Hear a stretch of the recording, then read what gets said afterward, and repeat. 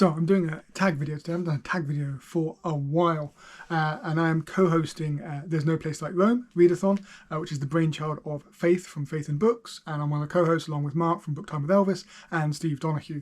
So you'll be seeing videos coming out from all four of us over March and April, and the whole ethos of the Readathon is to read anything ancient Rome related, be that non-fiction, be that something from the time period, so that's the Aeneid up there, or something historical fiction set in ancient Rome. So I've read I, Claudius and Claudius the God so far this month, thoroughly enjoyed them.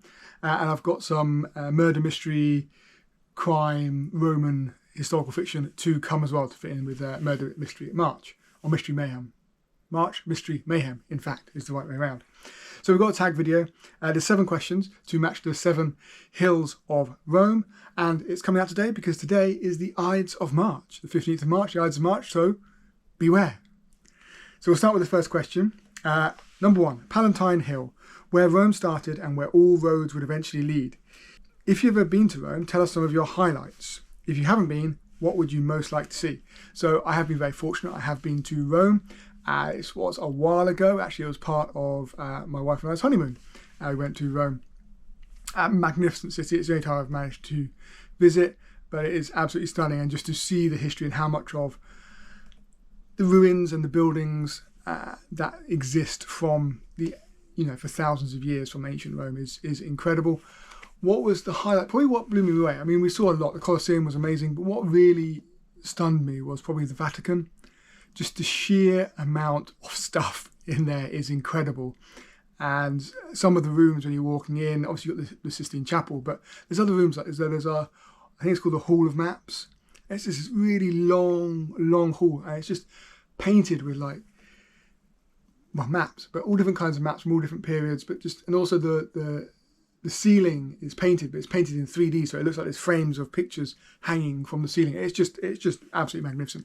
Look it up on Google it, and you'll see some of the images from there. It's absolutely a stunning bit of building, and just the sheer amount of stuff now stored in the Vatican is incredible, and statues and treasures that have been conglomerated into the Vatican is remarkable. So that is probably the highlight of what I saw. The Esquiline Hill. So number 2, the Esquiline Hill, home of Nero's Golden Palace. It is said that Nero fiddled while Rome burned. The only trouble is, the fiddle wasn't invented until the early 1500s. What surprising thing have you learned or unlearned about the ancient Romans? Ooh, what have I unlearned so far? I think what has been fascinating for me to learn is we hear a lot about the men in Roman society and in Roman history. There's very much a sort of I think we class it as like great man history, so we hear about the male leaders.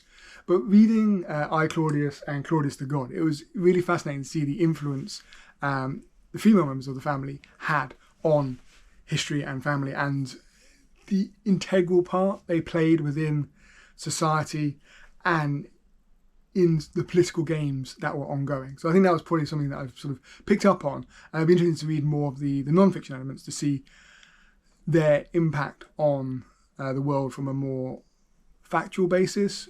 But I think I, Claudius and Claudius the God has got quite a bit based within fact, but obviously with a fictional bent. But it was really interesting to see their place in society, because I haven't heard a huge amount spoken about it. And I think they're always seen or can be perceived as secondary characters in the story of Rome, but obviously not. So that was fascinating. Number 3, the Capitaline Hill, Et tu, Brute? What work have you read that portrays a terrible betrayal? Bonus points if it has to do with the ancient world. Terrible betrayal. Okay, so the one that springs to mind is one I read recently, and it's not ancient. It is historical, a couple of hundred years ago, and it is the Count of Monte Cristo.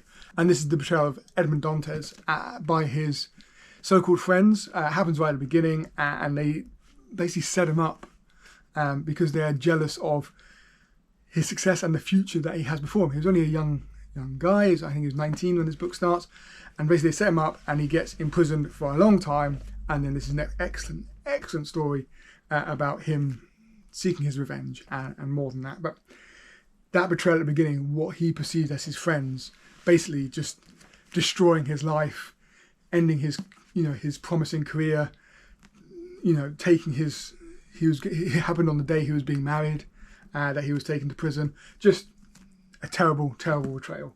Again, not ancient world, but it has a historical leaning. So I'm going to take that. Okay, question 4. The Aventine Hill, where the plebeians lived. Is it plebeians? Plebeians lived. From their great struggle came some noble ideas. What is your favourite work of literature from ancient Rome? Okay, this is a real big challenge because I've not read enough literature from the time period. So I've got the Aeneid up there by Virgil, which I plan to read, but that may not happen in March, April. It's probably happening later in the year. But I think my favourite piece that I've read that isn't from the time, but my favourite fictional story based in ancient Rome so far is probably I, Claudius by Robert Graves.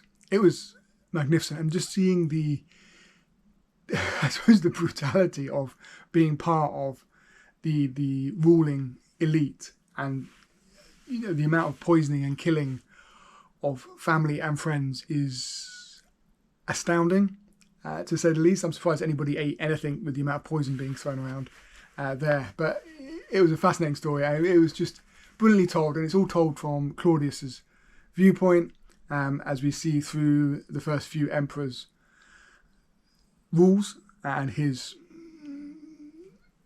view into it as part of the family, but not a leading part. It's fascinating. It's really well written, and it's an engaging story.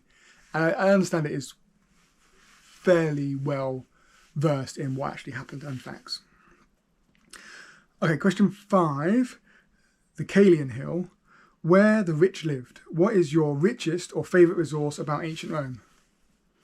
So I think the thing that springs to mind here is there's a whole group of courses called the Great Courses, which are basically university lectures given by university professors, and you can listen to them all, and there's normally PDFs that go alongside with them.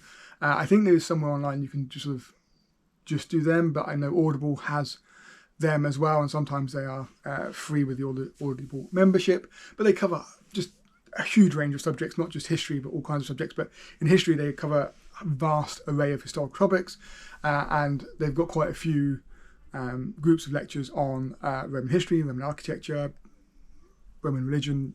Ancient Rome in general is covered broadly and well, so that is a really good resource.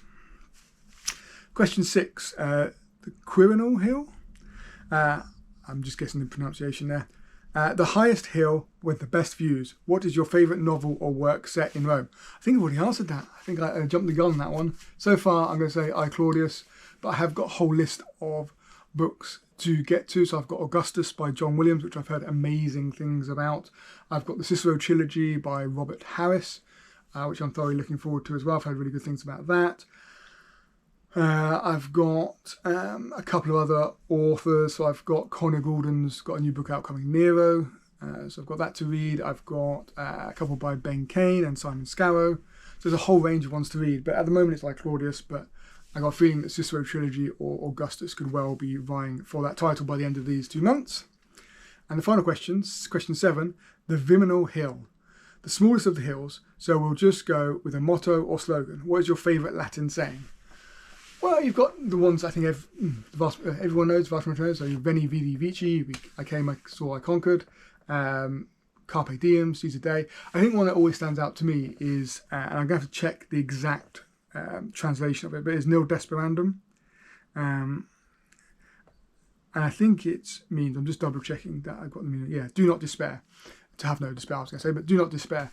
And there was a poem, and I have no idea who wrote it. It may be one that's just a non poem, i.e. anonymous, but it may actually have a recognised poet.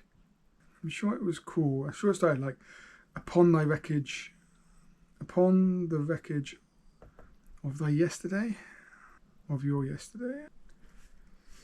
It may not be called Nil Desperandum, but I associate it with Nil Desperandum because it was, we had, in my childhood home, we had a little, we had the poem framed somewhere in the house. I can't say where it was, but I just remember it was upon thy wreckage of thy yesterday, design the structure of tomorrow, etc., etc., etc., and it goes on and on. But it's about, building on the failures of yesterday for a brighter future. So that one always springs to mind. I don't know if the poem's actually called Nil Resplendent, but that's the heading it had. And again, I can't see, at the moment, I can't find out who wrote it, if it's just an anonymous poem or if there is someone who actually wrote it or not. So I will leave that so you can do your own research and find that. But yes, it's an excellent poem. I also remember as a kid seeing, we had a poetry book and flicking through it, and there was no end of poems written by Anon.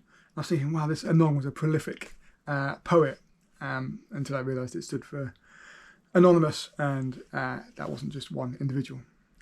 But we live and learn. We live and learn. So that is the 7 questions for the 7 hills. So I suppose I should tag a few people. I'm going to tag 3 people who have a much better understanding of Rome and ancient Rome specifically than I do, and hopefully they'll be able to answer these questions much more coherently and give you much deeper understanding of Rome and where they get the resources and some of the best books. But they are Alan from the Library of Alexandria, they are Laura from Fancy Awash, and I'll go with Justin from Triumphal Reads. So I'll link them all in the channels below, but they are all very well versed in ancient Rome, and hopefully they'll pick up this tag and run with it as well. I look forward to seeing their videos. But thank you all for watching, and let me know what ancient Rome books you are looking to read or reading in March and April as part of the Readathon, and I'll see you in the next one. Bye.